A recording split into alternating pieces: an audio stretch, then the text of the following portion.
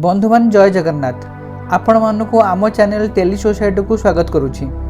आज आम महादेव भोलेनाथ शिव शंकर दिव्य ज्योतिर प्रकृत चमत्कार विषय जानिबा। वीडियोटी को आरंभ करिया पूर्व जदि आपण भोलेनाथंकर भक्त ताहले कमेंट रे जय शिव शंभु लिखंतु आउ हाँ चैनल को सब्सक्राइब मध्य करंतु। शिवरात्रि पालन करिया माने हेउछि आम निज मनर भक्ति को भगवान आगे प्रकाश करिबा। अनेक लोक अपेक्षा करथांती केमिति शिवरात्रि जल्दी आसीबो आउ मु से दिन उपवास करिवि भगवान शिवंग पाखरे अखंड दीप मध्य जालिबि आउ कैलेंडर मध्य बारंबार चेक करिथांती। ठीक कहली ना।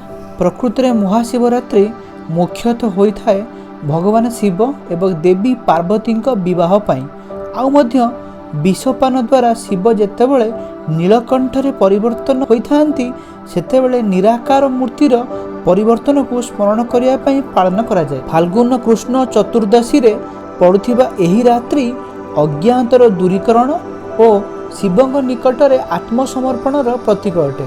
एही महाशिवरात्रि रे भगवान शिव प्रथम थर पई निराकार रूपरू लिंग रूपरे प्रकट होइथिले। आउ मध्य मान्यता अछि जे एही रात्रि रे शिव ब्रह्मांडर सृष्टि पालन एवं विनाशर तांडव नृत्य करथिले। एही रात्रि साधक मानक पई ध्यान माध्यम रे सेमानकर शक्ति को वृद्धि करबा सहित अज्ञानर अंधाकार को दूर करिया पई विशेष रूपे पालन करा जाई थाए। भक्त माने एही दिन उपवास रखिथांती और सारा राति जागृत मध्य रुहंती।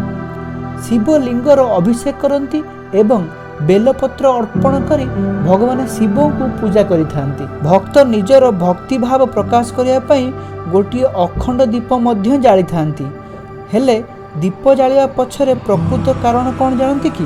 प्रथमे तो दीप जालिबा द्वारा गोटिए अज्ञान तथा अंधकार रात्रिर विनाश होइथाए।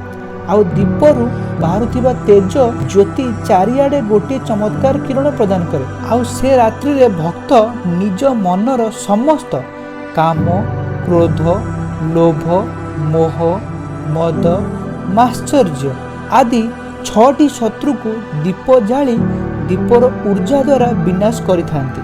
प्रकृत रे दीप जालिबार महत्व खाली तेज प्रकाश समारोह को बुझाई नहीं बरं मनर शांति तथा मन को शांत करी पॉजिटिव माइंडसेट रो उत्पन्नता को मध्य बुझाई थाए। आउ प्रभु महादेव तो बहुत भोला अटंती।